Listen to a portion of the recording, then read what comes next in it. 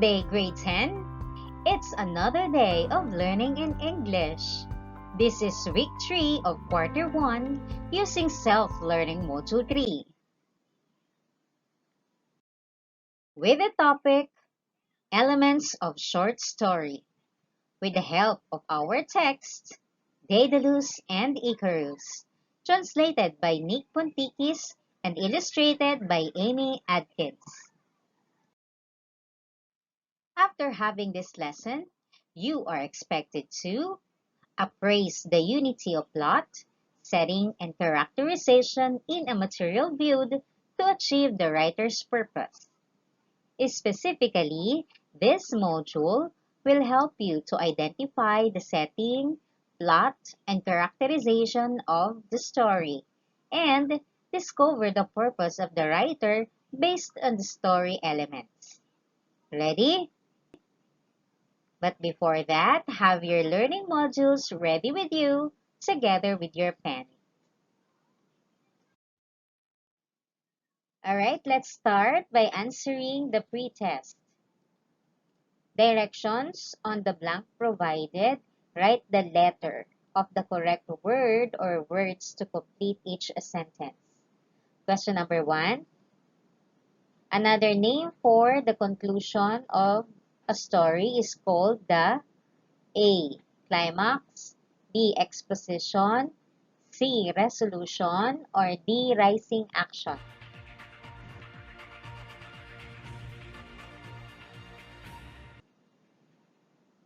And the answer is, another name for conclusion is letter C. Resolution. Okay, question number 2. The blank is the most exciting part or turning point in a story. A. Climax, B. Falling action, C. Resolution, or D. Character.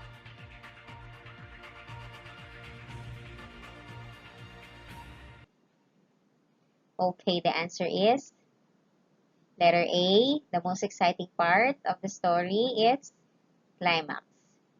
Question number 3. The blank refers to the part of the plot that reveals information about the setting and the characters. Is it A. Plot, B. Climax, C. Falling action, or D. Exposition?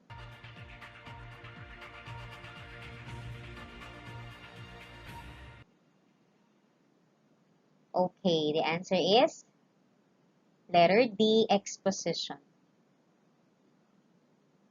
Question number 4. The blank refers to the series of related events that make up a story. A. Falling action, B. Rising action, C. Climax, or D. Plot.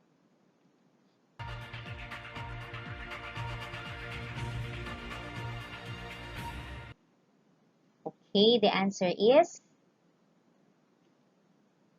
letter D. Plot. And question number 5. The blank is the reason why the author wrote the passage. A. Author's purpose, B. Author's argument, C. Author's authority, or D. Author's attitude.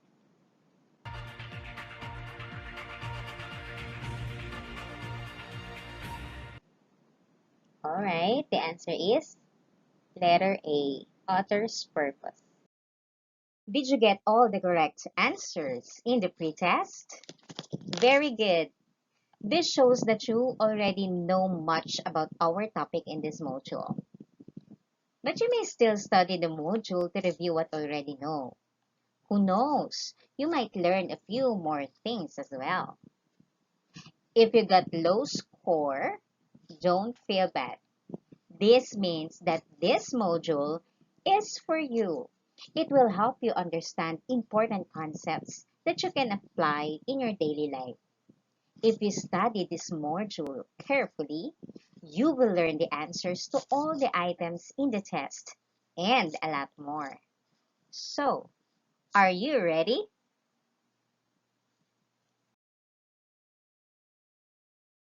Let's review first.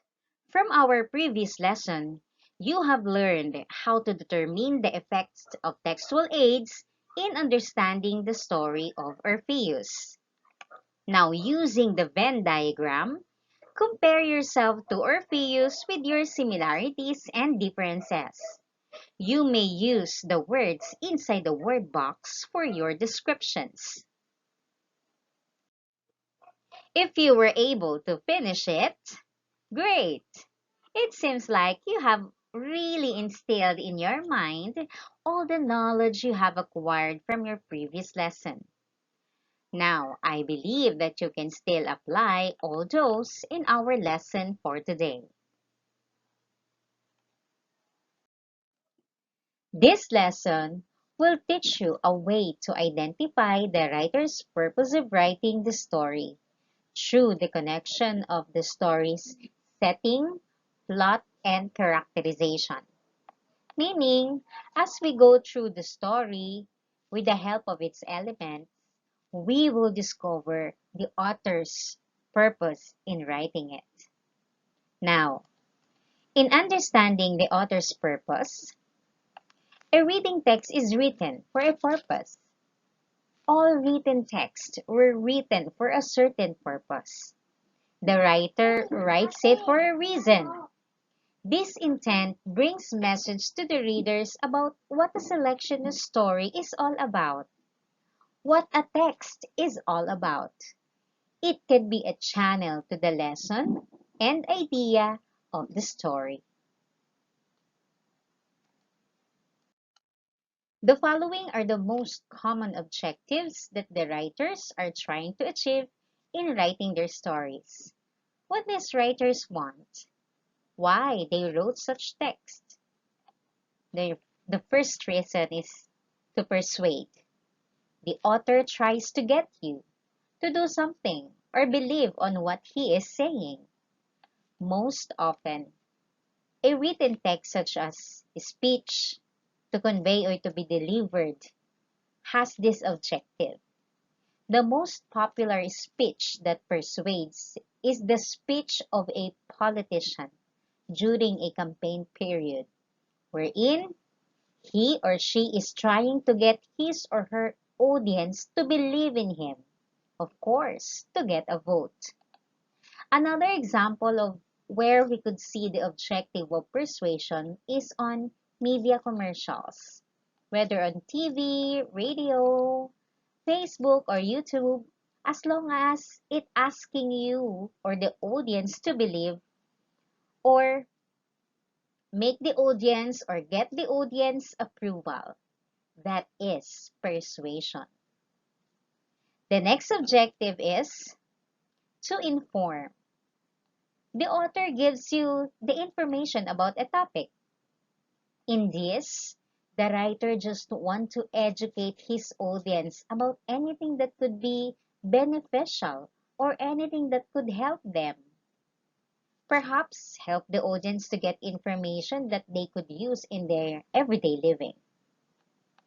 And the last, author's purpose or reason in writing a text or a story is to entertain, where the author tells you a story that you will enjoy. Simply, the writer's purpose is to let the audience or the readers enjoy or have fun reading it. Moreover, aside from providing the reader's enjoyment, the author also wants the readers to give attention or response to the emotions that the reading text are providing. So, there you have it, the three main purposes of the author in writing a text or a story. For the previewing task, try to answer these questions briefly. Have you ever been told not to do something by your parents or guardians? Did you obey what they asked you to do? Tell something about it. Write it on the space provided on your module. For activity 2, which is viewing proper, Here you are going to watch the video, The Myth of Icarus and Daedalus. And as you watch the video, record in the chart on the right the important time elements and setting of the myth. First is enumerating all the time elements mentioned in the story. Then enumerate all the places that were mentioned in the story, plus answering the trivia question. So on your answer sheet, write only the letter of your answer. So are you ready to watch the myth of Icarus and Daedalus? Okay. In mythological ancient Greece, soaring above Crete on wings made from wax and feathers, Icarus, the son of Daedalus, defied the laws of both man and nature. Ignoring the warnings of his father, he rose higher and higher. To witnesses on the ground, he looked like a god, and as he peered down from above, he felt like one too. But in mythological ancient Greece, the line that separated God from man was absolute, and the punishment for mortals who attempted to cross it was severe. Such was the case for Icarus and Daedalus.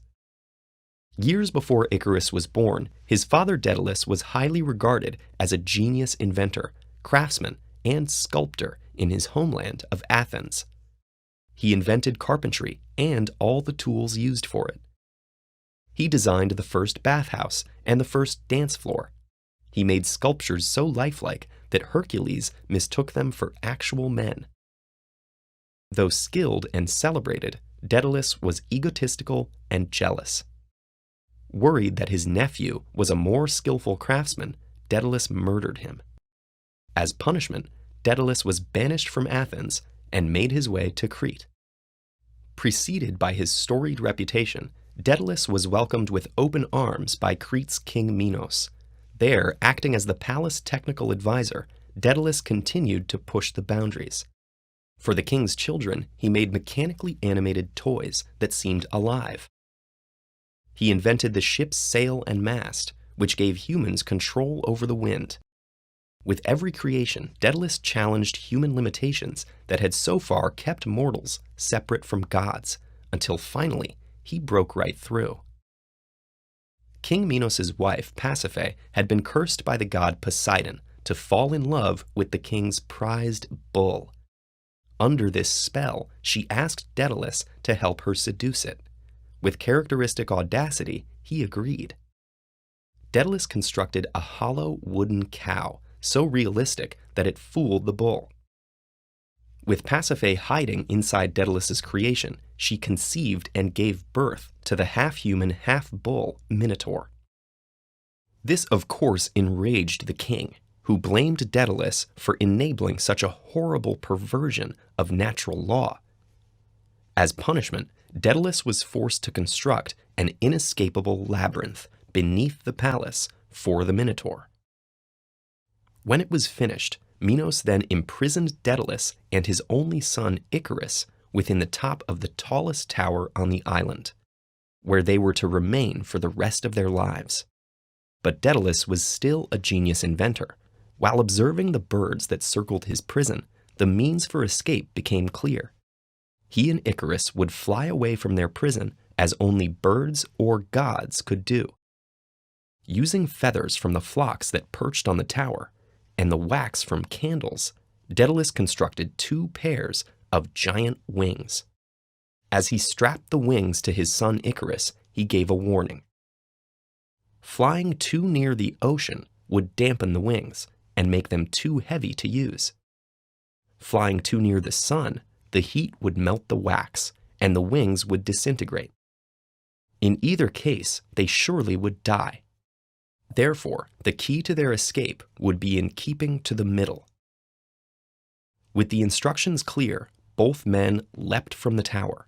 They were the first mortals ever to fly. While Daedalus stayed carefully to the midway course, Icarus was overwhelmed with the ecstasy of flight and overcome with the feeling of divine power that came with it. Daedalus could only watch in horror as Icarus ascended higher and higher, powerless to change his son's dire fate. When the heat from the sun melted the wax on his wings, Icarus fell from the sky. Just as Daedalus had many times ignored the consequences of defying the natural laws of mortal men in the service of his ego, Icarus was also carried away by his own hubris. In the end, both men paid for their departure from the path of moderation dearly. Icarus with his life, and Daedalus with his regret. All right, did you like the story? Okay, for activity 3, this is what you are going to do. Identify the character that is being described in each character box and write your answer on the blank inside the box. Or on the last question and circle the letter of your answer on the trivia question. So since you are using answer sheets, okay, you don't have the way to fill in the blanks or write your answer on the blank, no, for each box. But what you are going to do instead, okay, you will number your answer sheets for this activity 3, 1, 2, 3, 4, 5, 6, 7, 8, and 9. So there are 9 questions, 9 boxes, plus or including the question in the talk balloon, wherein your answer should be a letter. Okay? So you may start now. Okay, for this activity, the maze, this activity will test or will show the obedience of Icarus to his father, Daedalus. It is said there that obedience can lead you to the right path. Okay, for the direction, lead Icarus to his father, Daedalus, by tracing the maze. The path to Daedalus contains the answers from the previous activities. Alright, so since you don't have the hard copy of this activity or of your module, what you're going to do for you to answer or to do this activity, you may screenshot this activity and then edit the photo. Or take a picture of the maze and then edit the photo and then send it to me, okay, via Facebook Messenger, or send the photo, okay, on our Google Drive, or even comment, no, your photo on this video. Okay, are you ready? Okay, you may now begin. Remember, the purpose of the writer can be revealed using the setting, the plot, and the characterization in the story. The setting influences the plot. It can let you imagine the series of events by identifying the place and the time the events occur. The characterization describes each character's movements in the story, which builds the plot. And the purpose of the author in writing this story is to inform the readers, especially the children, to always listen to what the elders tell you to do. This story shows the result of not following the advice of the elders, particularly your parents. Okay, this time it's check your understanding activity. Okay, answer the questions about the plot. Write your answer on the space provided beside the question, then encircle your answer to the trivia question. So for this, just number your answer sheet 1 to 6. Number 1 is your answer for the exposition. Number 2 for the rising action. Number 3 for the climax. 4 for the falling action. 5 for the resolution. And number 6 for the letter of your answer on the trivia question. Okay? You may now begin. Now it's time to knowing the purpose. And that is by answering this question briefly. After knowing the plot, setting, and characters of the story, what could be the author's purpose in writing it? Daedalus and Icarus. Again, after knowing the plot, setting, and characters of the story of our story, the myth, Daedalus and Icarus, what could be the author's purpose of writing it?